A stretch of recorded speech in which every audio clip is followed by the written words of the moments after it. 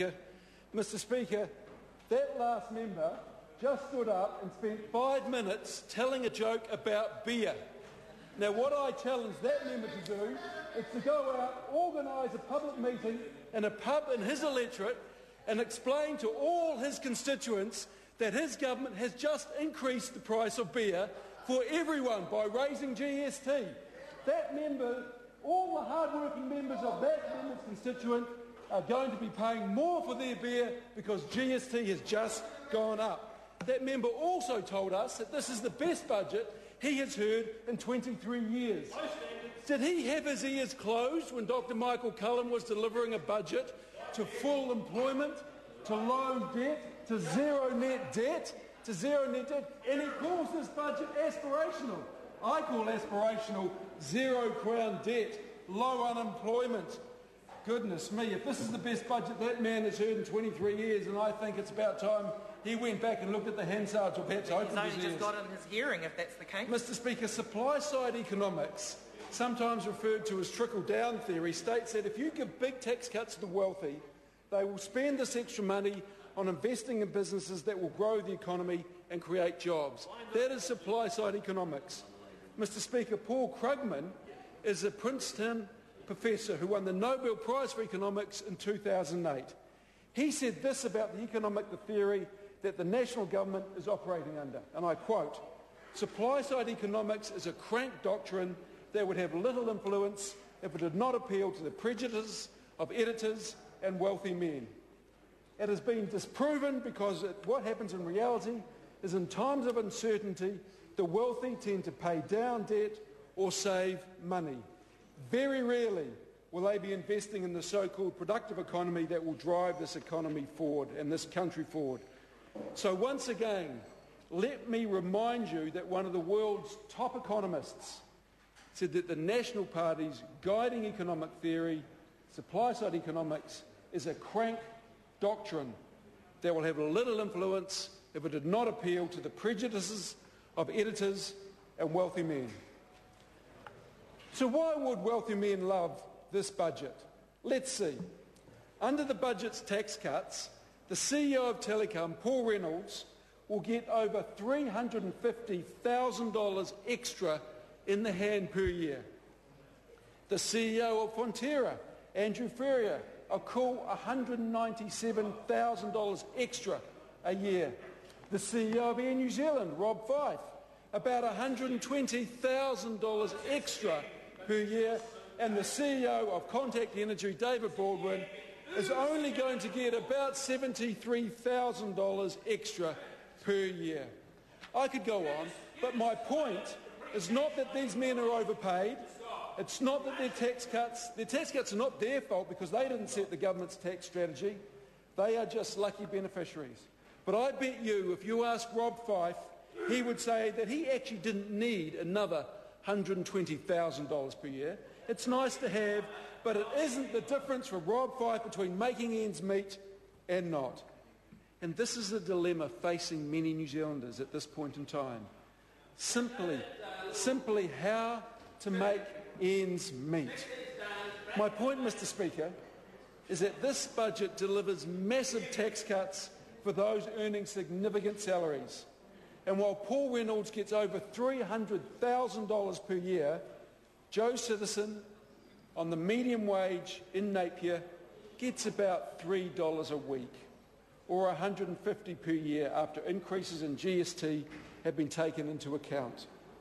Jerry Brownlee has told us that the emissions trading scheme is going to cost the average family about $365 per year. This alone is about $215 more than the Napier median wage earner gets in his so-called tax cuts. The opposite of supply-side economic theory, Mr Speaker, is demand-side. It states that you give money to those who need it most and they will spend it on the necessities of life. They buy food, they purchase petrol, they pay power bills, they put clothes on the back of their children. But with this budget, things just got tougher. The GST increase from 12.5% to 15% will hurt the great many New Zealanders. Inflation at 5.9% will mean that the meagre cuts given to those on the median wage will be gone quick smart. Mr Speaker, when electioneering in 2008, Mr Key looked down the camera and told New Zealand, and I quote, "National is not going to raise GST." And he did.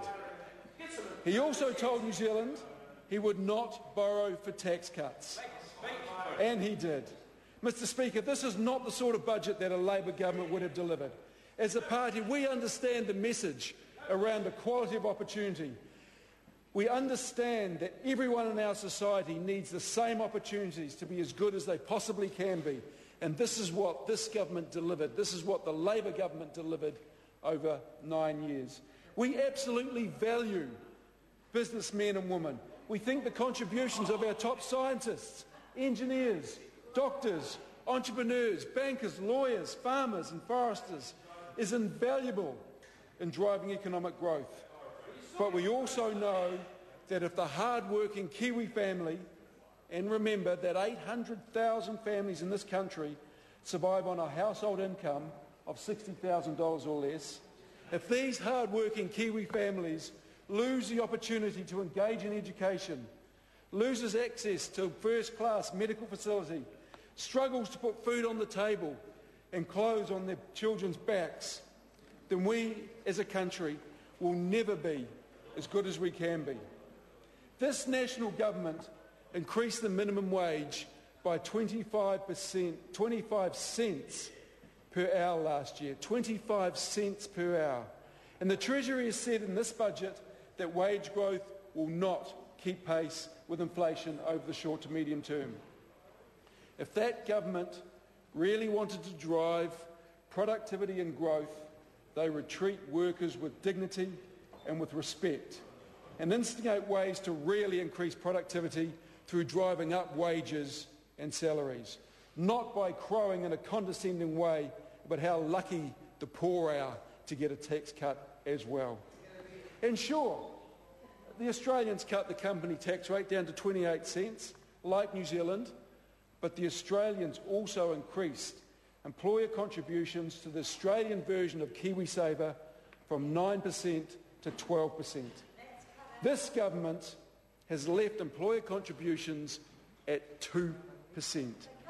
How will that build a savings culture and drive economic growth? Well, it won't.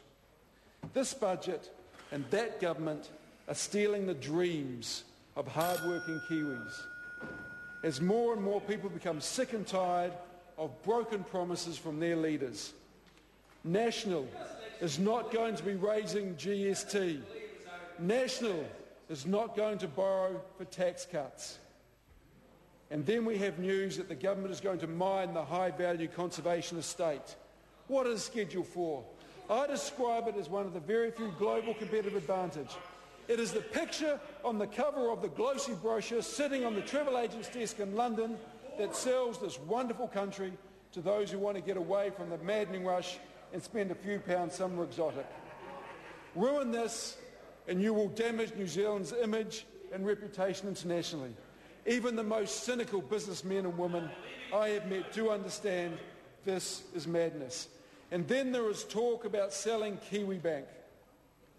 800,000 Kiwis have invested personally in KiwiBank, and that government wants to sell it.